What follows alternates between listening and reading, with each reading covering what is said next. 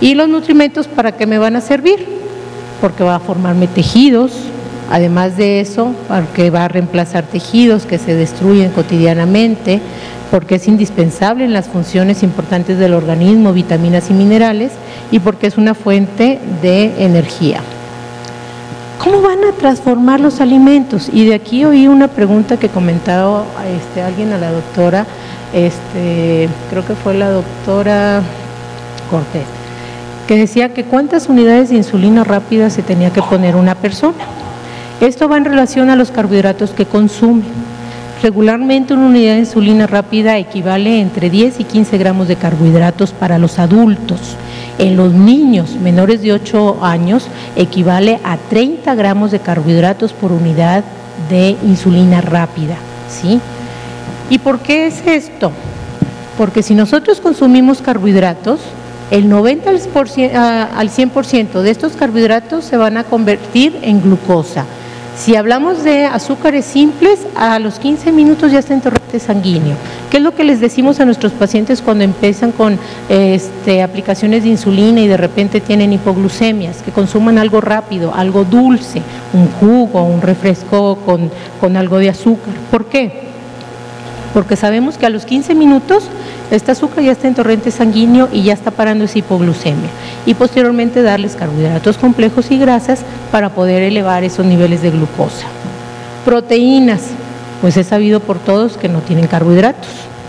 Algunas sabrán medio dulces como la carne de caballo, pero no tienen carbohidratos. Pero metabólicamente, el casi 60% de las proteínas que contienen estos alimentos se convierten en glucosa, lo cual mucha gente no sabe. Y muchos de sus pacientes cuando van a su consulta refieren que, pues si salen en 250, es que yo no comí ni una tortilla ni un pan, pero se comió casi medio kilo de carne en una carne asada y salió alterado. Ese medio kilo, cada 30 gramos tiene 7 gramos de proteínas, el 30% equivale a 4 gramos, quiere decir que cada 90 gramos de carne equivale a 12 gramos de carbohidratos. Si se comió medio kilo, imagínense cuánta cantidad de carbohidratos se consumió metabólicamente, por eso salen en 200 y en 300 después de una carne asada. Y las grasas no contienen azúcares, pero lo que hacen las grasas es retrasar el proceso digestivo. A mayor retraso del proceso digestivo, mayor absorción de carbohidratos, mayor absorción de proteínas, y eso hace que los niveles de glucosa se incrementen. Y definitivamente tenemos que tomar en consideración que los carbohidratos principalmente me van a dar entre 12 y 15 gramos de carbohidratos. Y los simples son los que me dan mayor cantidad y los complejos, por ejemplo, lo que son los cereales, me dan 12 gramos, las frutas 15, las leguminosas, y aquí me faltó dentro de los que tienen carbohidratos es la leche, que es la lactosa, que me da 10 gramos de carbohidratos. Las proteínas principalmente me dan 4 calorías por cada gramo, pues si nada más que estas de origen animal, el 60% se convierte en glucosa, y las de origen vegetal, pues definitivamente cada gramo es carbohidratos. Si voy muy rápido me dicen, En cuanto a las grasas, pues las saturadas son las que en un momento dado contienen colesterol, las monoinsaturadas son las que nos ayudan a bajar el colesterol porque tienen omegas, y las poliinsaturadas son las de origen vegetal. Aceite de coco. ¿Cuántos de ustedes les gusta el coco? ¿Consumen coco? Sí, ¿verdad? Bien rico. ¿Sabían ustedes que es el único vegetal que tiene grasa saturada? Y acuérdense que cuando le dan una mordida a ese coco blanco, haz de cuenta que le están dando una mordida a un pedazo de manteca de puerco. Es grasa saturada. Y el agua también tiene grasas saturadas.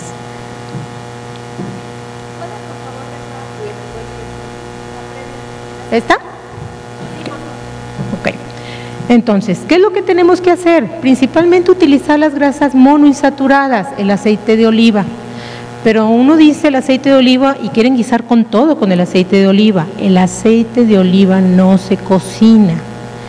porque se convierte en trans. El aceite de oliva se utiliza para aderezos, para utilizarlo en aceite frío, no cocinarlo, ¿sí? Que es un punto importante. Hay otros aceites, como es el del aguacate, que ahora ha salido y que hay estudios, precisamente hace, que serían unos 20 años, se hizo un estudio aquí en el Instituto Nacional de Cardiología dando una dieta rica en aguacate a personas con altos niveles de colesterol y vieron que esta grasa del aguacate disminuía los niveles de colesterol considerablemente. Ok, ¿qué tenemos que tomar en consideración? El índice glicémico de los alimentos y de cada persona. El índice glicémico es la velocidad en que el alimento se absorbe y se convierte en carbohidrato. Lo que para mí un cornflakes implica que a las 2 horas yo ande en 300, a lo mejor para alguno de ustedes andan en 80. Cada persona, su índice glicémico es diferente. Obviamente tenemos que tomar en consideración los alimentos que por sí solos tienen alto índice glicémico, como son los cereales, y los que tienen bajo índice glicémico son las carnes o los productos que contienen grasas.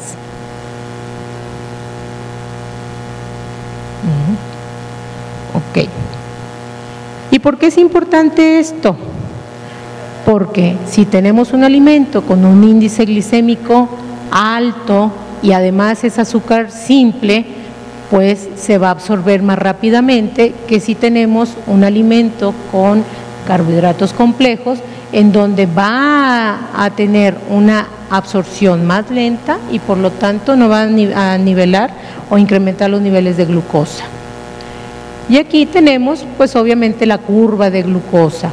La curva de glucosa empieza principalmente a la hora y media, es el pico máximo, pero dependiendo el índice glicémico de los alimentos es el que me va a dar a qué horas es cuando tengo mi pico máximo en cuanto a los niveles de glucosa. Y por ende, la insulina, pues definitivamente si tomamos una insulina basal, tenemos que si tomamos un alimento rico, ¿sí?, en azúcares refinados, pues obviamente vamos a tener un incremento en insulina y vamos a tardar más tiempo para llegar a la normalidad. Tenemos que conocer el etiquetado de los alimentos. No todo lo que se dice por lights es cierto. Hay cosas que tienen lights porque son bajos en grasa pero tienen mucho azúcar, o viceversa. Hay cosas que son light porque no tienen azúcar pero tienen mucha grasa. Entonces tenemos que ver que, por ejemplo, media taza de cereal pues tiene específicamente lo que equivale a una porción de carbohidratos. Pero ya no nos vamos con una botellita de refresco, ya compramos la de litro para que nos aguante todo el día, la cantidad de azúcar que estamos ingiriendo, ¿sí? Igualmente ahora vienen muy de moda los cafés, ¿sí? Y no nomás sino todos los que vienen americanos. Vean la cantidad de azúcar que contiene. Y ya los muchachos lo dan de moda, ¿sí? O sea, vamos ya no van al refresco, ya no van a la nieve, vamos a los cafecitos, ¿sí?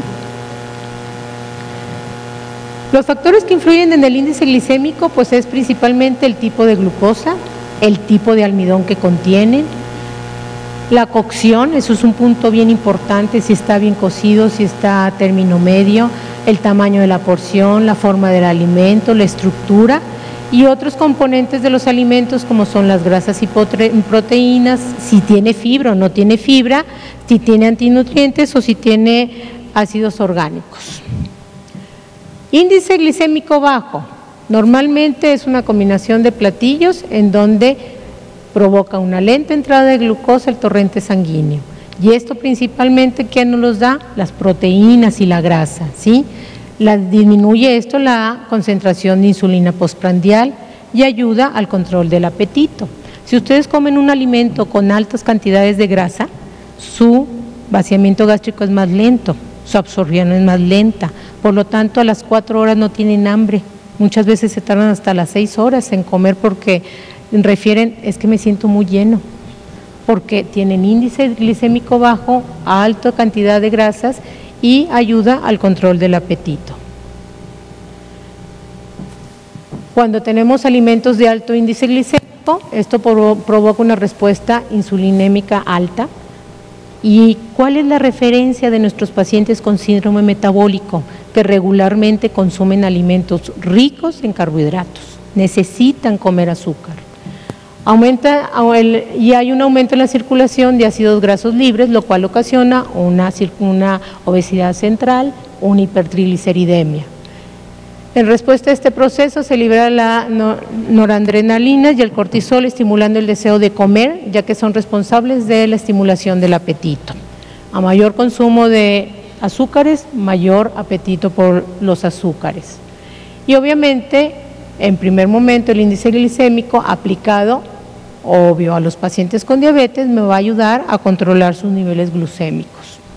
Hay otros factores intrínsecos en esto, no nada más es el alimento por sí solo. A mayor cantidad de alimentos con índice glicémico, con mayor índice glicémico, como es el arroz, y la doctora lo refería, las leguminosas, mayor consumo de aminopectinas, como es la harina de trigo.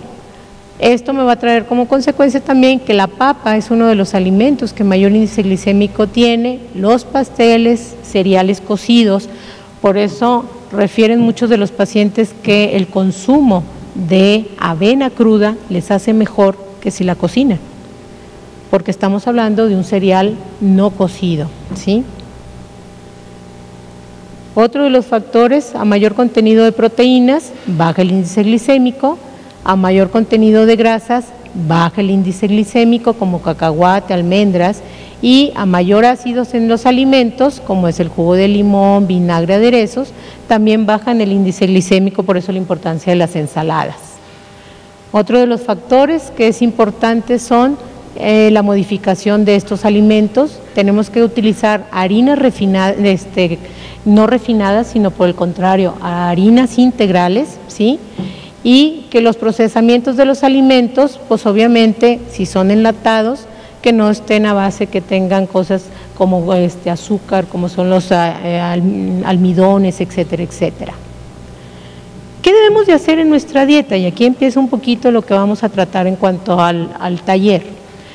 Calorías suficientes para alcanzar o mantener el peso adecuado del adulto, un desarrollo y crecimiento en los niños y adolescentes y una nutrición adecuada durante el embarazo o lactancia. ¿Qué es lo que te recomienda? Energía suficiente a partir de las calorías para realizar sin fatiga las actividades del trabajo.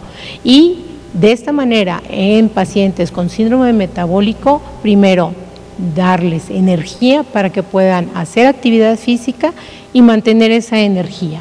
Y se recomienda para los adultos entre 20 a 30 calorías por kilogramo de peso ideal.